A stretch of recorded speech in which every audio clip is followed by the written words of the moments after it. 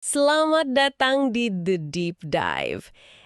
Ini adalah ruang khusus bagi Anda, ya, Anda yang saat ini sedang mendengarkan untuk menelusuri secara mendalam berbagai ide, gagasan, dan kerangka berpikir yang membentuk cara kita hidup, bekerja, dan memproses informasi. Dan jumlah informasi saat ini kan sangat masif ya. Betul sekali. Nah, hari ini kita punya sebuah misi yang sangat berfokus pada sisi praktis. Kita akan membongkar arsitektur tentang bagaimana sebenarnya otak kita itu belajar dan menguasai keterampilan baru.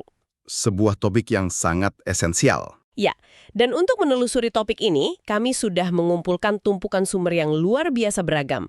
Maksud saya benar-benar beragam. Kita melihat mulai dari jurnal akademik tentang desain pembelajaran, lalu ada ringkasan buku audio berjudul Mastering Educational Goals, artikel Wikipedia yang sangat komprehensif, transkrip dari diskusi kesehatan Sparta Health. Yang itu sangat menarik perspektifnya. Sangat menarik. Dan juga sebuah transkrip webinar dari LPKN Training Center yang dibawakan oleh instruktur Muhammad Faisal. Jadi misi penelusuran mendalam kita kali ini adalah membedah fondasi dari apa yang disebut sebagai taksonomi Bloom. Dan saya ingin menekankan sejak awal, ini bukan sekedar teori pedagogi untuk Untuk guru di kelas saja, tepat, ini bukan cuma untuk di ruang kelas, ini adalah jalan pintas, sebuah peta kognitif bagi Anda sang pembelajar untuk menguasai subjek apapun secara menyeluruh. Bukan cuma jadi orang yang pandai menghafal fakta di permukaan. jika kita hubungkan hal ini dengan gambaran besarnya, mari kita meminjam kacamata dari dunia sains murni. Sama seperti seorang ahli biologi yang mengandalkan sistem klasifikasi untuk memetakan makhluk hidup ke dalam genus dan spesies yang kita kenal sebagai taksonomi. Di dunia pendidikan kita juga butuh hal serupa. Sistem klasifikasi untuk otak kita. Kurang lebih begitu. Kita memerlukan sebuah sistem untuk mengklasifikasikan kerumitan proses kognitif, kemudian kedalaman emosional, dan presisi perilaku fisik manusia saat menyerap hal baru. Jadi, itulah fungsi fundamental dari taksonomi Bloom. Ini kerangka kerja yang menyusun eskalasi dari cara kita berpikir, bertindak, dan merasa. Oke, mari kita bedah ini dari asal-usulnya. Karena sejarahnya ini cukup menarik. Dan ternyata bermula dari sebuah rasa frustrasi. Frustrasi yang sangat beralasan pada masanya. Ya, di tahun 1956, ada seorang psikolog pendidikan, Benjamin S. Bloom. Dia dan komitenya ini merasa sangat gelisah melihat sistem ujian pada masa itu.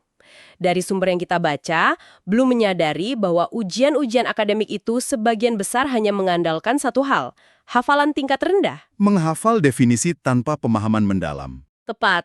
Anda bayangkan menghabiskan waktu bertahun-tahun belajar suatu ilmu, tapi sistem hanya peduli seberapa baik Anda mengingat definisi, bukan seberapa tajam Anda memecahkan masalah di dunia nyata.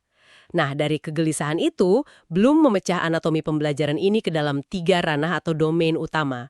Dan jujur, saat membaca ini, saya langsung teringat pada filosofi lokal kita. Saya tahu kemana arah pembicaraan Anda. Filosofi dari Ki Hajar Dewantara, kan? Betul. Ya, yang konsepnya juga dibahas dalam artikel Wikipedia yang kita bedah hari ini. Beliau menggunakan istilah cipta, rasa, dan karsa. Dan ini beresonansi dengan sangat sempurna dengan taksonominya Bloom. Coba kita sejajarkan keduanya. Boleh. Ranah pertama dari Bloom itu kognitif. Yang ini ekivalen dengan cipta atau intelektual. Ini yang mengelola pengetahuan dan keterampilan berpikir. Lalu ranah kedua, afektif. Emosi ya? Iya, emosi atau rasa. Sikap, minat, apresiasi, dan nilai-nilai. Lalu yang ketiga, ranah psikomotorik yang setara dengan karsa atau fisik. Ini tentang keterampilan motorik, dari sekedar mengetik, berenang, sampai menggunakan alat berat. Dinamika dari ketiga ranah inilah yang menurut saya membuatnya sangat penting bagi Anda yang sedang mendengarkan, apapun profesi Anda. Katakanlah Anda sedang belajar coding atau mengelola tim baru. Kalau Anda cuma belajar secara kognitif, Anda ya cuma jadi ensiklopedia berjalan. Hanya tahu teori resolusi konflik, tapi Tapi saat ada anggota tim yang menangis atau marah di depan Anda kaku. Anda butuh ranah afektif untuk punya empati itu. Dan Anda butuh psikomotorik untuk bahasa tubuh, kontak mata, intonasi. Kalau satu saja hilang, Anda tidak utuh sebagai profesional. Dan ketimpangan inilah yang sering kita lihat di dunia kerja. Orang brilian di atas kertas, tapi saat eksekusi, Gagal total. Gagal total. Walaupun begitu, realitasnya dari ketiga domain tersebut, ranah kognitiflah yang paling sering dibedah dan mengalami evolusi paling besar. Nah, oke, mari kita bedah ini. Tangga kognitif taksonomi Bloom ini kan sering dianggap statis ya, buatan tahun 1956. Tapi ternyata ini sudah direvisi besar-besaran. Di tahun 2001, oleh Lauren Anderson dan David Cradwell. Anderson ini ironisnya adalah murid dari Bloom sendiri. Murid yang merevisi karya gurunya. Ya, karena menyesuaikan dengan perkembangan neuroscience. Dan perubahan terbesarnya sangat elegan. Dari kata benda, diubah menjadi kata kerja yang aktif. Yang awalnya pengetahuan, pemahaman, penerapan. Diubah menjadi mengingat di C1, memahami di C2, menerapkan di C3, menganalisis di C4, mengevaluasi di C5, dan mencipta di C6. Kata kerja ini memaksa kita melihat belajar sebagai tindakan aktif. Hal yang sangat menarik di sini adalah pergeseran di puncaknya itu loh. Di versi asli kan evaluasi yang paling atas. Betul, tapi revisi 2001 memindahkan mencipta, yang dulunya disebut sintesis, ke puncak piramida. Menggeser evaluasi ke bawahnya. Alasannya sangat logis.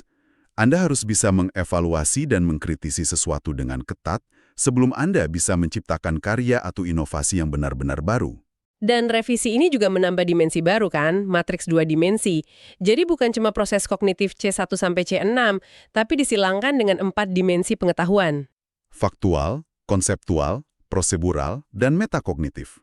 Pengetahuan metakognitif ini yang paling krusial buat Anda para pembelajar otonom. Ini adalah kesadaran akan cara Anda sendiri belajar. Kesadaran metakognitif inilah yang membedakan orang yang cuma ikut arahan dengan orang yang bisa mengoptimalkan sistem.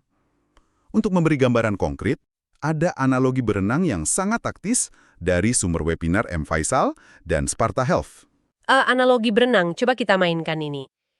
C1, mengingat. Ini level paling bawah. Di C1, Anda cuma tahu teori gaya renang, tahu mana pelampung, mana kacamata. Lalu Anda naik ke C2, memahami. Anda bisa menjelaskan kenapa pelampung itu bisa mengapung, fungsinya apa. Betul. Masuk ke C3, menerapkan. Anda masuk ke air, menerapkan gerakan dasar. Masalahnya, banyak pelatihan berhenti di sini. Stop sampai bisa gerak saja? Iya, padahal Anda harus naik ke C4, menganalisis. Kenapa gerakan saya lambat padahal sudah berenang kuat? Apakah posisi kepala saya salah? Lalu Anda evaluasi di C5. Anda bandingkan teknik pernapasan mana yang paling efisien untuk kapasitas paru-paru Anda.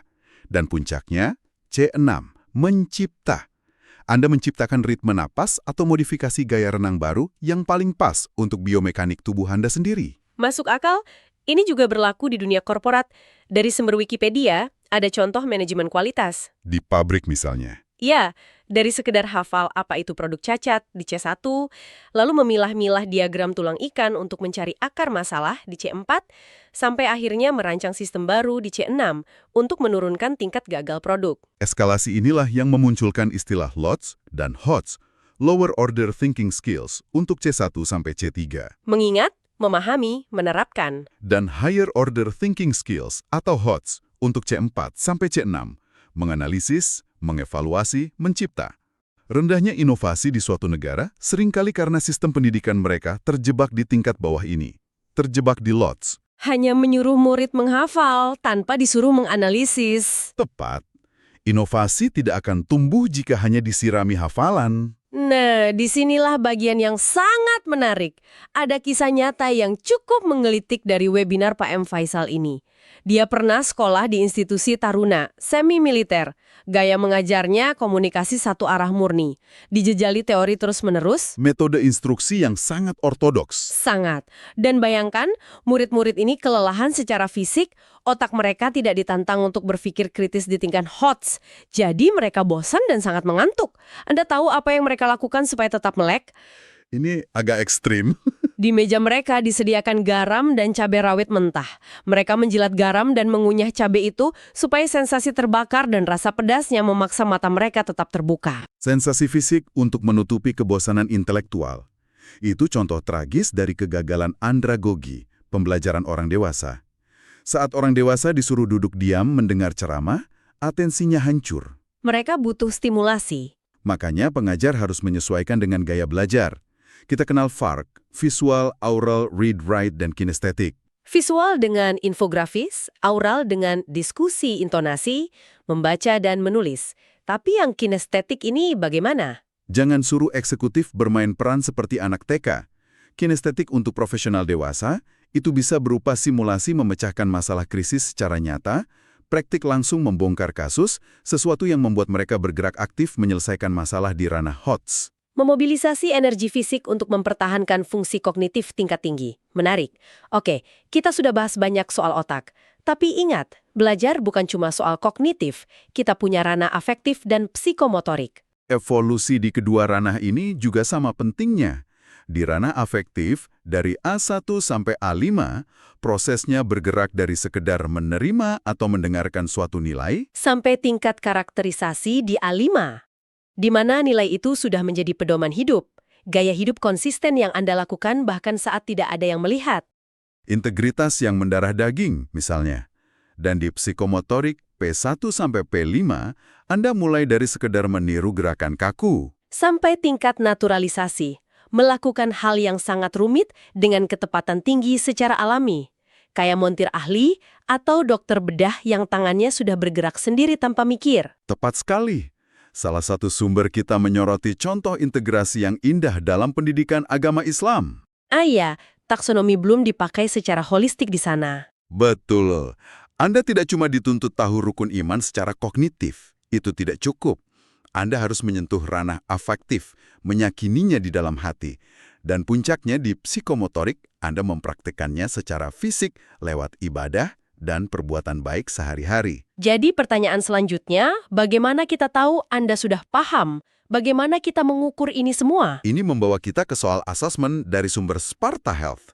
Kita harus tahu instrumen pengukurannya. Ada dua jenis asesmen kan? Formatif dan sematif. Asesmen formatif ini ibarat radar selama proses belajar berlangsung. Checkpoint, semacam kuis ringan, tanya jawab singkat. Supaya Anda tahu kelemahan Anda di tengah jalan sebelum ujian akhir. Ya, mekanisme feedback berkelanjutan. Nah, kalau asesmen sumatif, ini ujian akhir. Ujian penentuan lulus atau gagal. Pembuatan portofolio atau proyek besar. Tapi, masalahnya, banyak institusi bilang ingin melatih HOTS, tapi ujian sumatifnya cuma pilihan ganda yang menguji ingatan level C1. Anda tidak bisa menguji level mencipta dengan soal pilihan ganda. Tentu tidak bisa. Harus dengan simulasi proyek atau pemecahan masalah nyata. Oke, jadi apa arti dari semua ini untuk Anda? Taksonomi Bloom ini benar-benar peta jalan bagi Anda. Saat Anda belajar artikel riset baru atau skill baru di kantor, jangan pernah berhenti di tahap mengingat. Dorong diri Anda. Dorong diri Anda sendiri ke tingkat menganalisis, mengevaluasi, dan akhirnya mencipta. Gabungkan otak, emosi, dan tindakan fisik Anda. Pembelajaran sejati itu harus aktif. Dan ini memunculkan satu pertanyaan penting, pemikiran terakhir untuk direnungkan. Silahkan. Di era sekarang, Artificial Intelligence atau AI sangat sempurna mengambil alih tingkat bawah taksonomi Bloom. AI bisa mengingat dan memahami miliaran data faktual secara instan tanpa pernah lupa. Menguasai level LOTS ya. Betul. Jadi pertanyaannya, apakah di masa depan proses pembelajaran manusia akan sepenuhnya meninggalkan dasar piramida ini? Apakah sejak usia dini kita akan dipaksa hidup eksklusif hanya di ranah mengevaluasi dan mencipta, karena mengingat sudah diserahkan pada mesin? Wow, itu pertanyaan yang luar biasa provokatif. Kalau semua data sudah dihafal mesin, tugas manusia memang tinggal mencipta makna dan inovasi baru. Tantangan yang menarik untuk masa depan pendidikan kita. Sangat menarik. Kami berterima kasih kepada Anda karena telah meluangkan waktu untuk belajar dan membedah kerangka berpikir ini bersama kami hari ini. Tetaplah penasaran, jangan berhenti hanya di menghafal, dan sampai jumpa di penelusuran mendalam berikutnya.